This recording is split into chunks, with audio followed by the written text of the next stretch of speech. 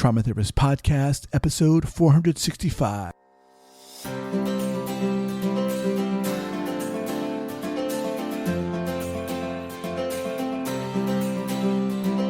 All right, guys, welcome to the Trauma Therapist Podcast. My name is Guy McPherson. My mission is to raise awareness of trauma and to support new trauma therapists just starting out on their trauma-informed journey.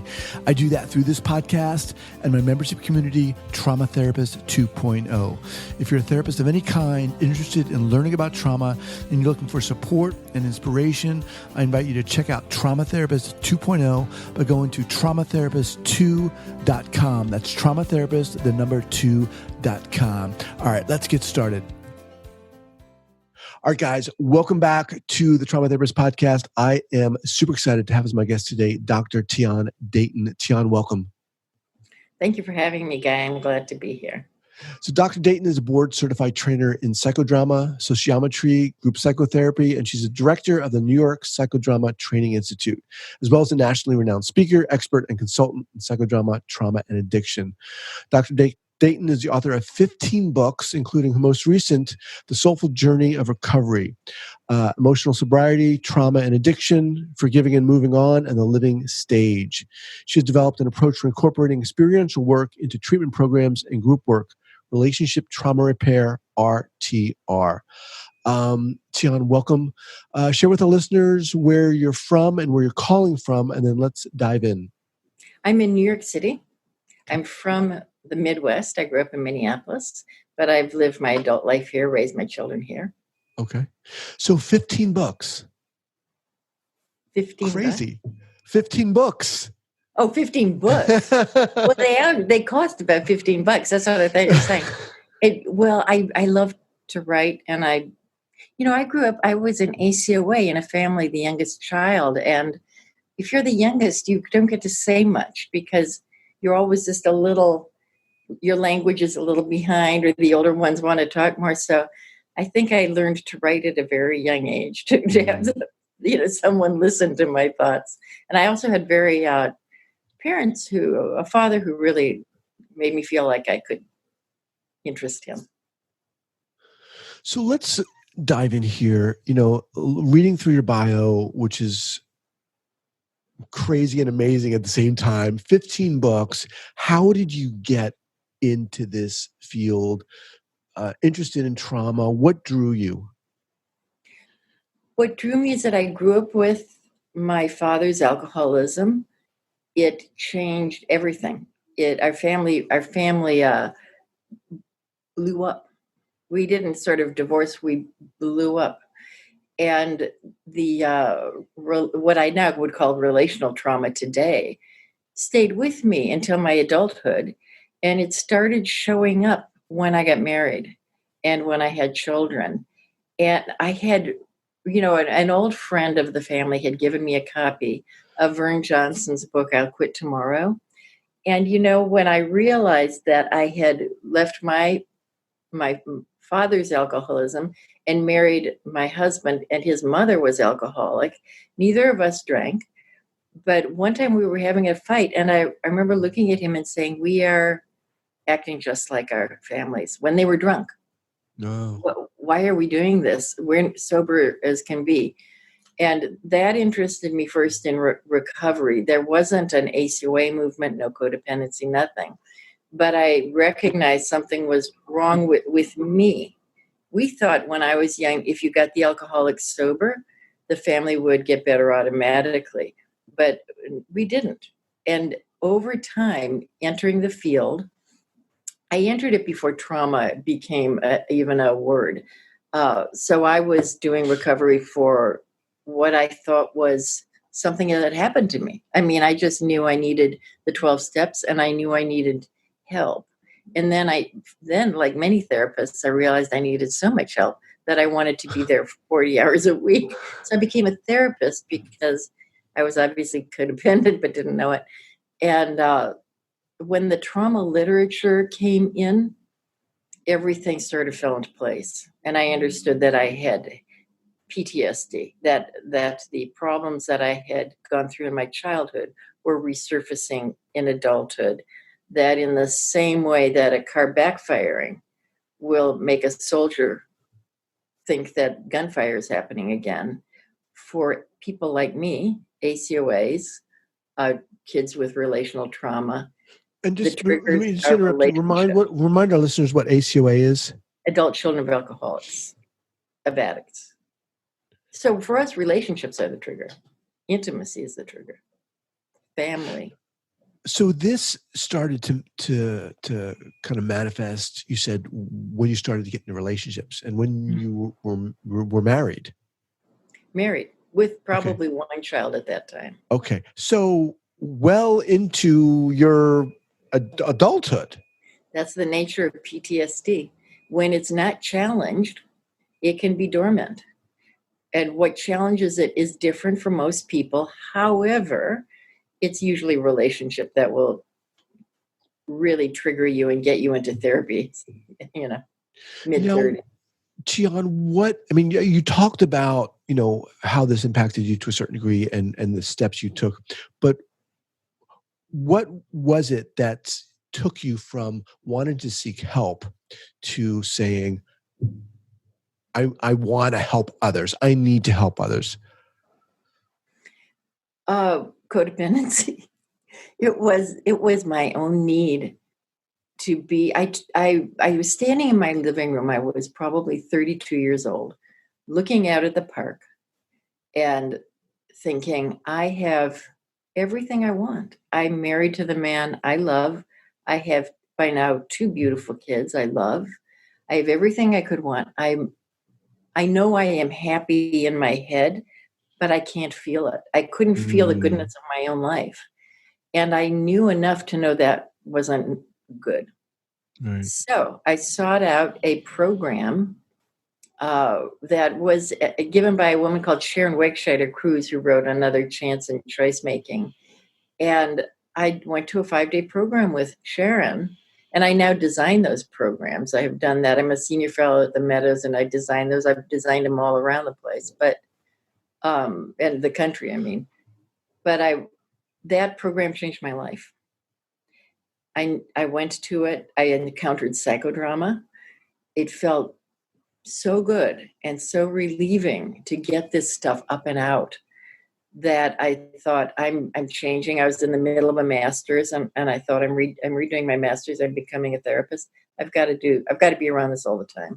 So what was it, Tian, that did it for you in that 5-day? It was the psychodrama. It was having somebody look at me and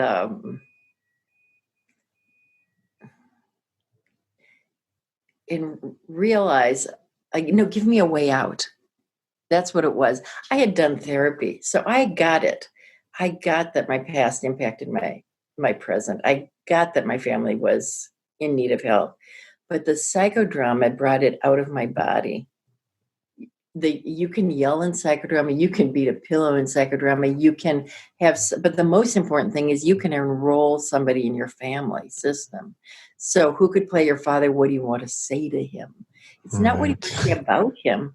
What do you want to say to him? Yeah. And what do you want to say to your mother and your sisters and your brother, to the whole system? And what do you want to say to the bottle of scotch? What do you want to... Wow. Then you reverse roles and talk back to yourself. So it's relational at its very core. It's attachment therapy at its very core, because you experience both sides of the attachment. And it's trauma therapy at its very core, because you are bringing the thinking mind back on board and processing the limbic material that went underground and that has stayed underground and will stay underground if all you do is talk about it. Mm-hmm. So you walk out of there on fire. I mean, I can feel it now. On fire. You're right. So Dance out of there. So what happens next? I changed my master's from, or did I enter my PhD program? Everything happened there. I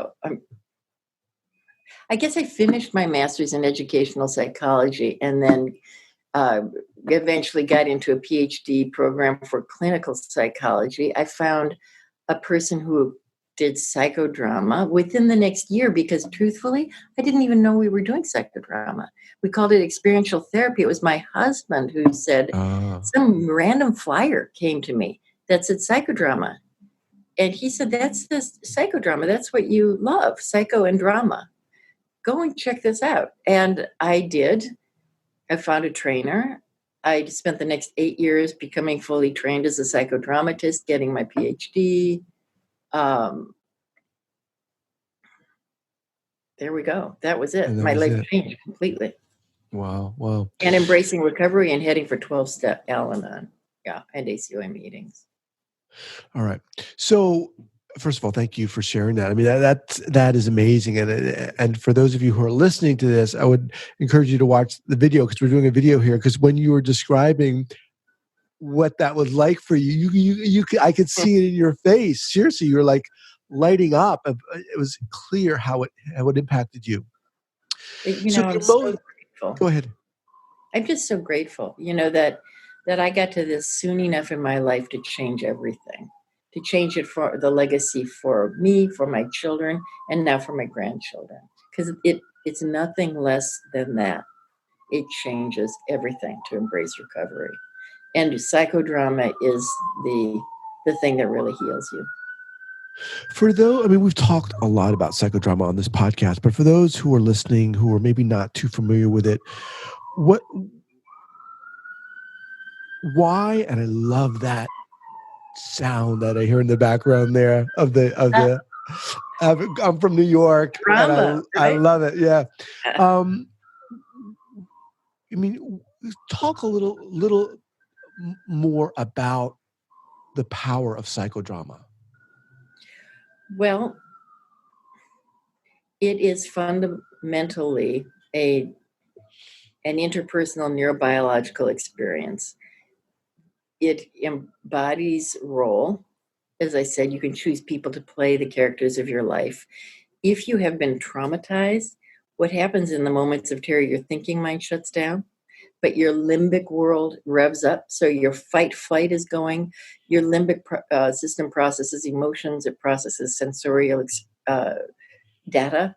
So the sights, the sounds, all the external information of the situation you're in sinks into your limbic system. If you are in a normal state of mind, you're aware of that, right? You're thinking about that. If you're terrified, your mind is gone. It's shut down because nature does not want you thinking, should I run out of the, charging elephant's way? You're geared to have this part shut down and your limbic system take you straight out. That's what happens to children in these kinds of trauma engendering homes. They are yelled at by a parent, right? They are itty bitty. I have grandchildren and they are defenseless little creatures. Mm-hmm. If a parent chooses to abuse them, they are defenseless. Mm-hmm. Their only defense is to shut down, to stop the pain from not overwhelming them, from annihilating them. So children in these abusive homes go into an altered state, and they are not there. They are physically there, but psychically they are dissociated. They are shut down. And in order to, and that's the attachment, right? That's part of the attachment, that kind of shutdown. So that's why it surfaces later on when you want to form an intimate relationship. If you have these big shutdown parts, when you try to work things out, every relationship has to work a zillion things out. But if you can't access the feelings, if you just shut down or withdraw or get enraged, because that would be the other side of that coin. If you can't be left alone to shut down, you might pop into rage. So then you think you're in the wrong relationship, right? Mm. No, you just need help. So that's psychodrama allows that moment of intense relating to be recreated on the safe stage. Who could play your father? Who could play you as a child? How did that interaction go? What do you want to say to him that you couldn't say then? So then your mind wakes up. Mm-hmm. And suddenly you get to know where this all set in. and you find the words, you find the anger, you find the justified rage, you find the pain, you find the tears, you wake up emotionally. And as you do this, your thinking mind is starting to make new sense of it, because you are, after all, an adult. You're not a 3-year-old. You're seeing it and you're thinking, oh, that's what happened. Well, that's it wasn't maybe my fault. Maybe I'm not bad. Maybe, maybe I'm not dumb. Maybe. And then the therapist will call out reverse roles when it's appropriate. Suddenly your father talking back to you, or your mother talking back to you. And when you inhabit that role, a curious thing happens. You come to understand that person is not you. You take them out of the insides where they're living, and you put them outside where they belong. And as you play that person, you develop a consciousness of that person that you don't have when they just live kicking and screaming inside of you, or like this inside of you. So that internalized object, we call it, is now outside, externalized. You're concretized. And that method of concretizing helps people who are depressed, for example, to take the part of them that's inside beating themselves up and put it outside. Talk to it. Reverse roles become it. Talk back to yourself as it. And that interaction, the back and forth over time, loosens up the grip it has on you. And it also brings awareness, so your thinking can start to put things into a context. Is it a process that requires multiple sessions, or sessions over a period of time? Yes. Yeah. However, that said, one can do remarkable healing. Right. It's amazing. I mean, one is very, very effective, but ideally people spend years in a recovery process. It takes time. So that kind of brings us to your book here, your most recent book, The Soulful Journey of Recovery, A Guide to Healing from a Traumatic Past for ACAs, Codependents, or those with adverse childhood experiences. Why did you write this book? Well, I like to write. I love to have a writing project. So that's one of the reasons. And the other one really is, I said this on another podcast recently. I had a roommate in college, and when she was a little girl, she had so much trouble learning how to pull her socks up. You know how little kids are? Yeah, I have a 4-year-old. And she finally figured out how to pull her knee socks up. And she wanted to write a book so other children didn't have to struggle as much. And I always remember that story because it's sort of like why I want to write. I know the way I can shortcut this for people like crazy. I can shortcut it. I can say, pick up this book and read it, and you will know what it took me 25 years to figure out. Now, information's all over the place, but one of my specialties is to boil it down and make it easy and accessible. And then I put exercises after each chapter. So not only are you boiling the information down, but then you're making it personal. So after every chapter, you get to personalize it for you. And then on my website, my tiandayton.com website, I have guided imageries. All this is just free. Guided imageries to go with the chapters or help in the process. Other people's lectures that seem good. Psychodramas that I've done. So I'm trying to make this as interactional as possible. And if you do this in conjunction with 12-step or with therapy, or even start your own support group, change will come. You don't have to spend a bunch of money. So you said you could shortcut this process. Talk a little bit about that. I mean, again, people who are listening to this are therapists. People who are listening to this might know of someone that, this book would be good for. What in this book is going to help shortcut this process in a sense? Well, somewhere along the line, you have to wrap your mind around the dynamics of what happened to you. You have to understand that you have been changed by adverse childhood experiences. And you have to understand how that change happened in your psyche, in your mind and body, and why adverse childhood experiences the real study was why do people who have had adverse childhood experiences wind up in the doctor's office? So if you hurt your mind, you hurt your body. It's not just your mind and your heart that get hurt. It's your body, your mind, and your heart. So that takes an understanding of some of the dynamics of trauma. And as I say, boil that down to make it simple. What happened to you? Why is grief useful? Why do you need to grieve to get out of that? Why might psychodrama be a great form of grieving? Do you need to process anger? Yes. How do you process anger? Do you need to forgive? I mean, in my mind, forgiveness, not because it's some concept that is a good person does, but because there's an acceptance and an integration and a willingness to re-embrace life that happens, because there's a taking. First of all, if you forgive, I mean, maybe we take the word forgive out and call it accept, but if the way I see it is forgiveness, the first thing it does, it acknowledges that something happened. A lot of people are traumatized and they want to talk themselves out. It wasn't that bad, or it didn't really happen, or they were just doing their best. We give ourselves a zillion reasons. It doesn't matter. If it hurt you and it left you compromised, you have to do something about that. So you have to acknowledge that something happened and then be willing to work on it, take responsibility for what happened inside of you. And then realize, what does it matter who's to blame? I need to get over it. Right. What does it matter who I get back at? I'm going to get back at myself ultimately if I don't heal this. And I'm going to get back at my children because I'll pass on the pain. And these are, you don't want to get back at yourself or your kids. Right. Just want to remind everyone that I'm speaking with Dr. Tian Dayton. Tian, what's the best way for people to get in contact with you? My website, tiandayton.com, contact. Okay, yeah. And we'll have that linked up at the show notes page. The Soulful Journey of Recovery. Why soulful?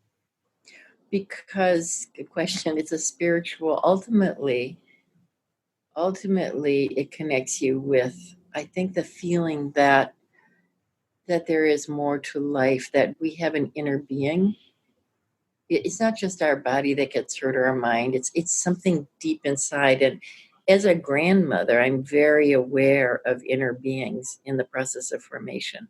These little grandchildren I have are, they're like vibrating little, light bulbs. They're so alive and they're so intact, and they have an inner being that is hugely beyond their tiny little bodies. They have an inner being that is larger than the inner being of many, many adults whose inner being has gotten squished, turned off. But that it's a soulful journey because you're keeping that part of you alive. And in my belief system, there is a oneness to everything. That and that every religion is heading in the same direction. I see no need for different religions. I don't understand them even. I think anybody's an experience of what people call God, but really source energy, understands that has to be the same for everybody. There aren't like a bunch of different gods, a bunch of different source energies. There's one. You've been obviously doing this a long time. You know, what I'm hearing in your voice, in your words, is hope, and kind of a reinstallation of hope. Also, yes. Can you share one of your earliest kind of mistakes, or whatever you want to call it, errors that you made clinically, and how that impacted you, what you learned from that? Yeah, lots of them. Why I do something called frozen moments in my trauma processes, and I incorporated trauma into psychodrama as the research emerged. Right, slowly it emerged. Well, like actually not so slowly, but I learned it slowly and thoughtfully and carefully. Now I was speaking a lot. And on the circuit, on the talking circuit. And I'd even written a book called Trauma and Addiction. Maybe I wrote a lot about trauma, but in my mind, I was just like learning. It was just, nobody could be an expert on something that was just coming out, right? In my mind, you'd take, nobody's an expert in anything. But I noticed that people would come up and shut down as I was doing psychodrama in front of, big audiences. And that had never happened for me. I could always move people through dramas pretty easily. And about a year into it, I thought, what am I doing wrong? Why is this going on? Eventually it would work, but it just was too much work on my part. So I realized that the mistake I was making was that I wasn't seeing me how other people saw me. People were seeing me as having an expertise in trauma. They were bringing their trauma dramas, right? Mm-hmm. And the problem with getting the word labeling trauma is you add another hill to climb.